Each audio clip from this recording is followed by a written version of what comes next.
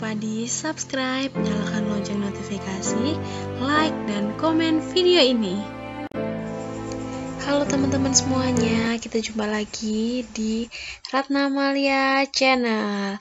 Gak kerasa nih teman-teman udah masuk materi ke-16, materi belajar SKB CPNS, Formasi Penyuluh Pertanian tentang pengendalian OPT. Jadi kalau minggu lalu kita udah membahas tentang organisme pengganggu tanaman atau OPT. Nah, untuk sekarang ini kita akan bahas tentang gimana pengendalian OPT itu, gitu ya. Oke, teman-teman, tak perlu berlama-lama lagi, langsung aja yuk.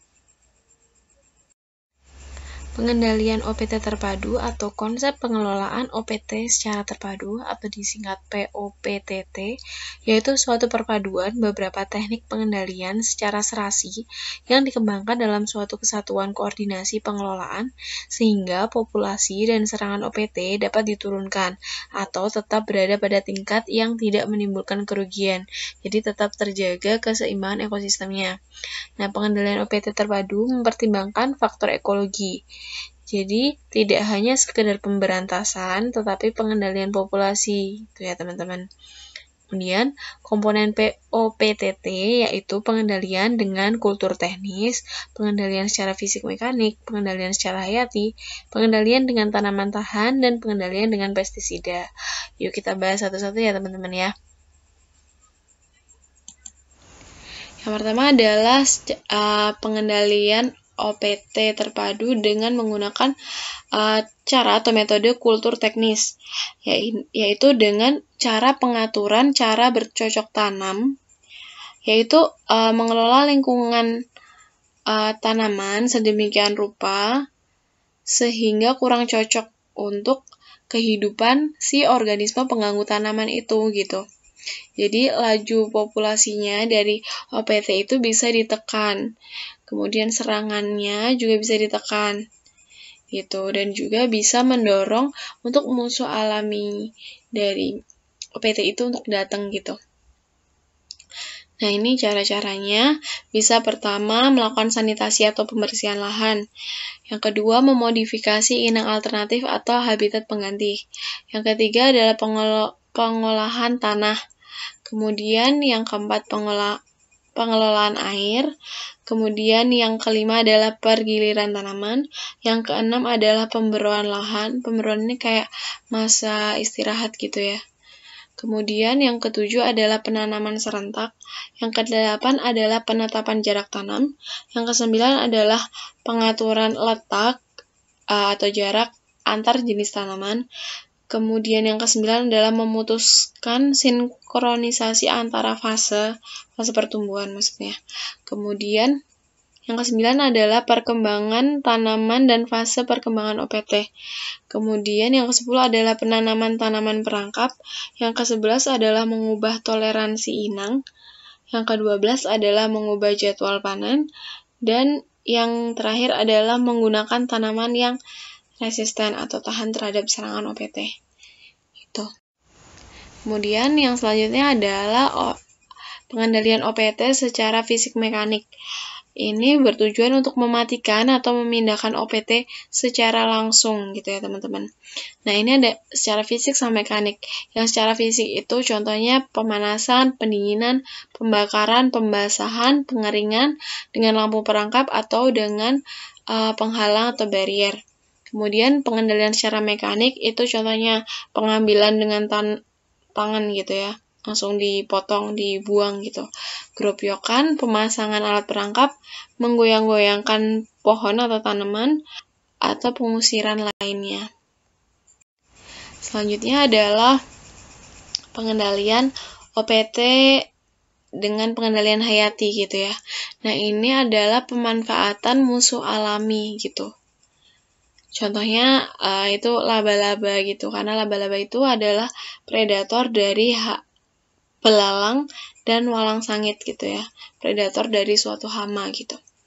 Nah, pengendalian secara hayati ini ada 3 ya. Yang pertama adalah introduksi. itu memasukkan musuh alami dari luar ekosistem gitu, yang sengaja dimasukkan gitu. Kemudian augmentasi atau peningkatan jumlah musuh alami yang dilakukan dengan melepaskan tambahan atau modifikasi lingkungan, sehingga jumlah musuh alami itu akan meningkat gitu. Jadi dimodifikasi lingkungannya biar musuh alami itu mau hidup di situ gitu.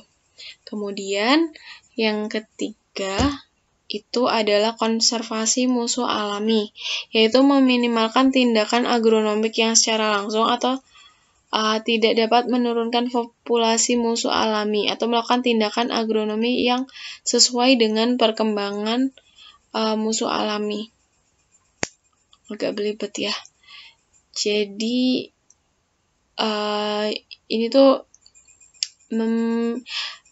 tindakan agronomik itu kayak misalnya pengolahan tanah gitu. Jadi pengolahan tanahnya jangan berlebihan gitu ya, biar nggak menurunkan atau nggak menghilangkan musuh alaminya gitu.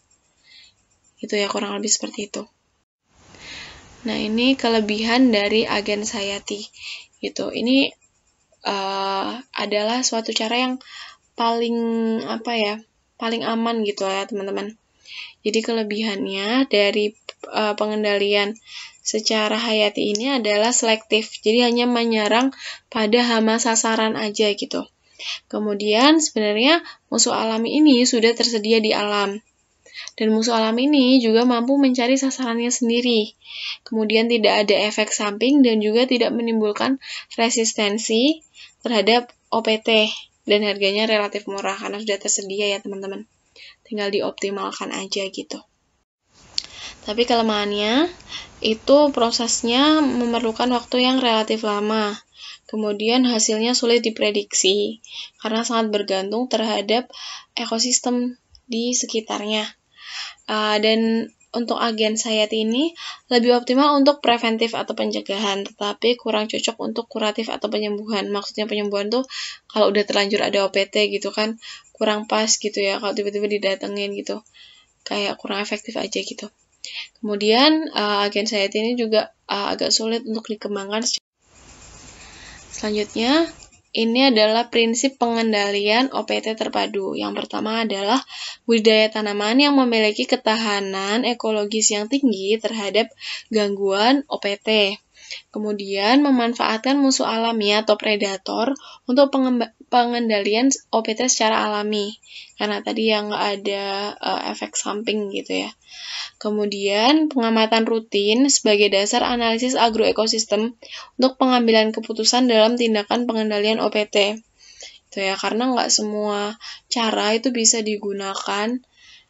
Makanya kita harus rajin melakukan pengamatan dan menyesuaikan dengan kondisi dari lahan kita, dari tanaman yang ditanam gitu. Kemudian menjadikan petani itu ahli POPTT yang mampu menganalisis agroekosistem gitu. Nah, ini adalah beberapa upaya preventif ya teman-teman dalam pengendalian OPT terpadu. Yang pertama adalah perencanaan agroekosistem dalam rekayasa lingkungan pertanaman agar terjadi keseimbangan dan perkembangan OPT itu terkendali. Kemudian adalah pengaturan pola tanam dengan mengupayakan pergiliran tanaman dengan tanaman yang tidak berasal dari suatu famili. Karena kalau misalnya masih dalam suatu famili, maka OPT itu masih punya inang gitu ya. Dan siklus hidupnya tetap berlanjut. Kemudian yang selanjutnya adalah pengaturan sistem tanam, yaitu tumpang sari, tumpang hilir, ataupun penanaman refugia, dan budidaya dalam rumah kasa gitu. Kemudian pengolahan tanah ditujukan untuk menekan populasi OPT tanah atau pengolahan lahan dengan jeda gitu. Kemudian pengapuran tanah untuk menjaga keseimbangan pH karena tanah yang terlalu asam akan rentan terserang OPT.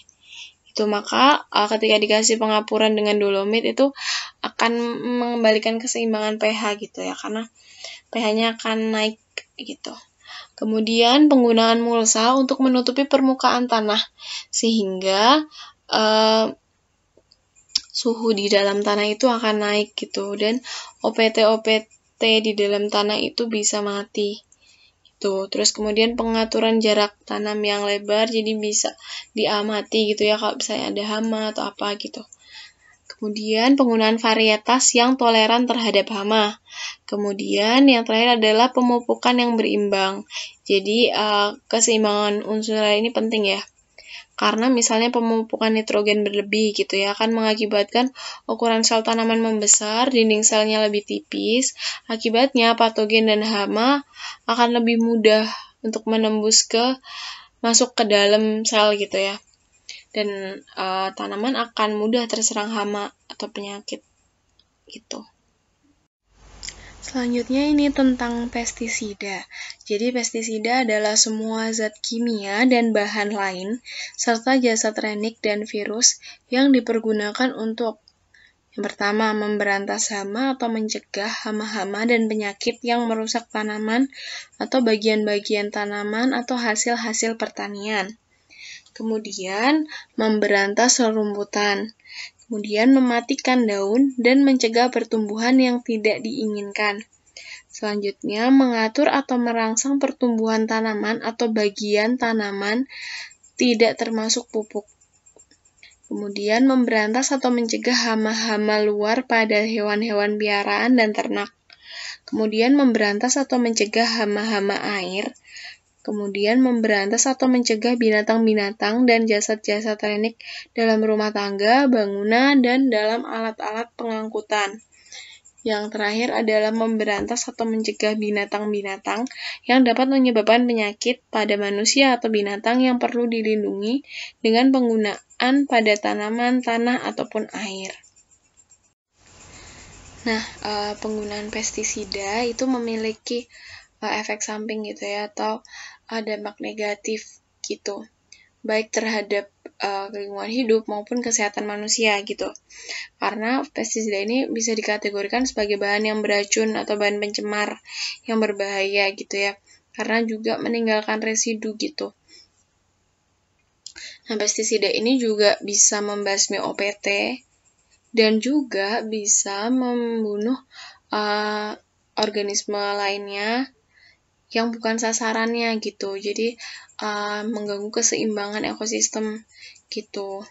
Nah, karena ada banyak pengaruh negatif dari pemakaian pestisida ini, makanya sebenarnya pestisida ini kalau bisa jangan digunakan gitu ya.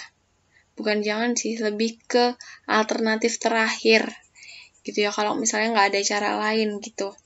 Nggak bisa menggunakan yang alami-alami dulu gitu ya. Kayak tadi pakai agen Sayati gitu. Tuh.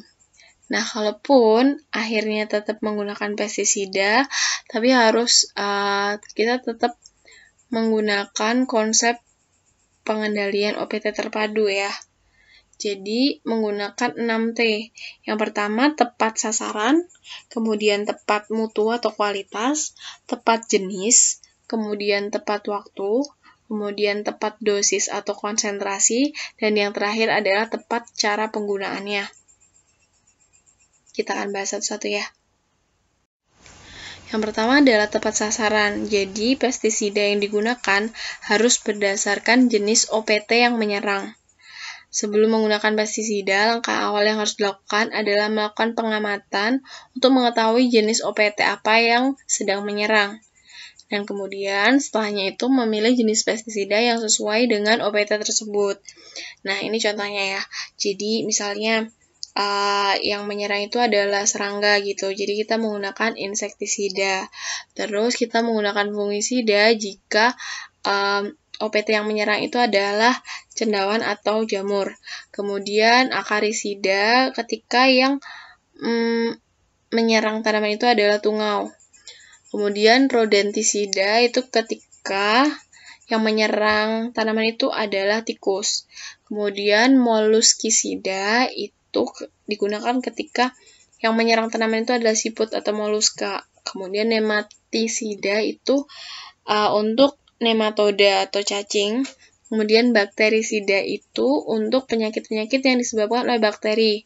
Kemudian ada juga herbisida, itu untuk pengendalian gulma gitu ya. Nah, kemudian selanjutnya adalah tepat mutu. Jadi di sini pestisida yang digunakan itu harus memiliki mutu yang baik atau kualitas yang baik gitu. Jadi pestisida ini harus terdaftar dan harus diizinkan peredarannya gitu. Jadi kita harus ngecek nih udah daluarsa atau belum, terus kemasannya udah rusak apa belum, atau kita bisa ngecek ini palsu apa enggak gitu ya. Jadi biar enggak mengganggu tanaman kita gitu. Nanti bisa dilihat juga di label kemasannya, kita bisa cek, bisa googling kayak gitu. Selanjutnya adalah tepat jenis. Jadi nggak semua pestisida itu bisa untuk semua OPT pada semua tanaman gitu ya teman-teman. Jadi kita harus mengetahui gitu ya apa kandungan bahan aktif dalam pestisida tersebut gitu ya. Itu bisa dilihat pada label atau kemasan.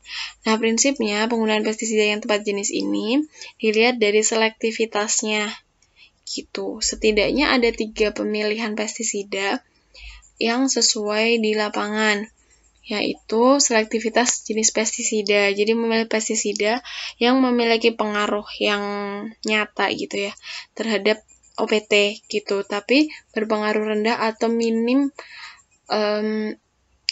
efek sampingnya gitu ya, atau minim efek negatifnya terhadap manusia, musuh alami, dan lingkungan.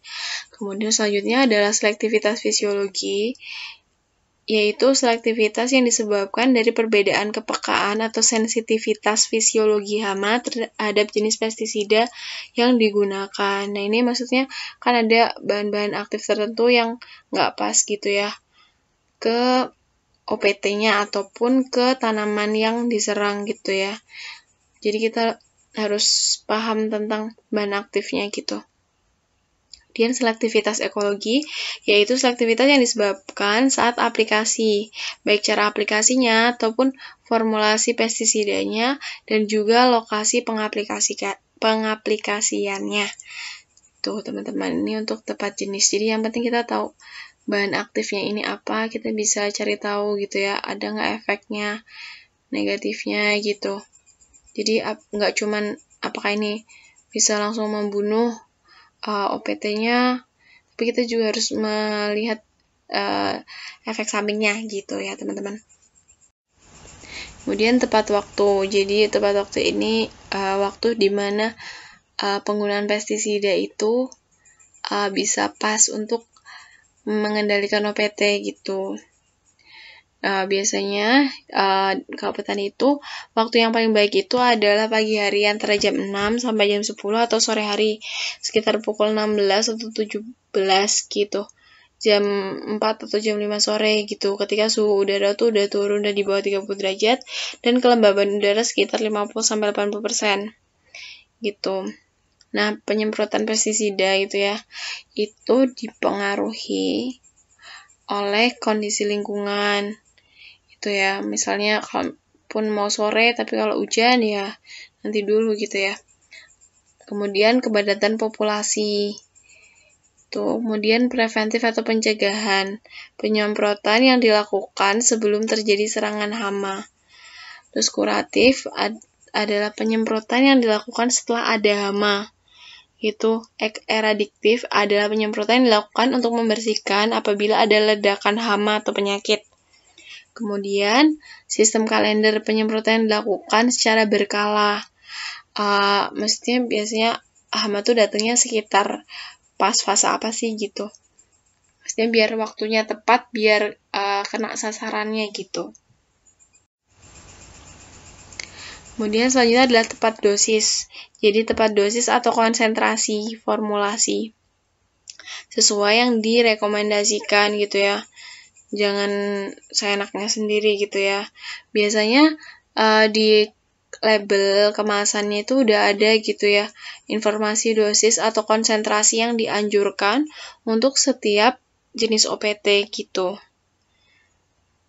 Nah, kenapa harus tepat, harus sesuai dengan yang dianjurkan?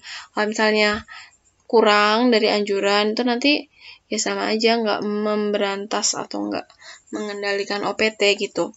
Sedangkan kalau misalnya nanti berlebihan, itu kan pertama boros, yang kedua juga nanti bisa menimbulkan residu juga kan teman-teman, gitu.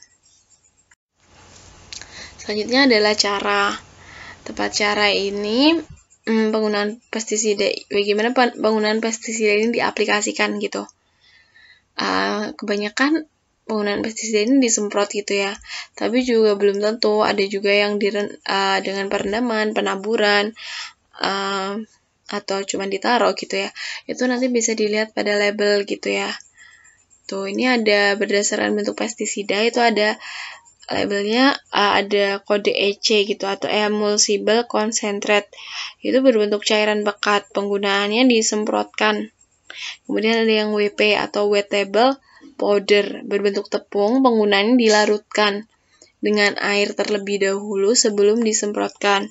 Kemudian ada yang G atau granul, yaitu berbentuk butiran, biasanya ditaruh aja gitu di atas lahan. Kemudian ada yang D itu das, itu berbentuk tepung, biasanya dihembuskan atau kayak ditiup gitu. Itu tepat cara penggunaannya gitu ya. Nah teman-teman, itulah tadi tentang pengendalian OPT secara terpadu. Banyak macamnya ya teman-teman ya. Oke teman-teman, terima kasih ya udah selalu support channel ini buat bisa berkembang sampai hari ini gitu ya. Jangan lupa buat subscribe, like, komen video ini, share juga biar semakin banyak yang dapat manfaatnya. Oke teman-teman, sampai jumpa ya di video-video aku berikutnya. Bye-bye.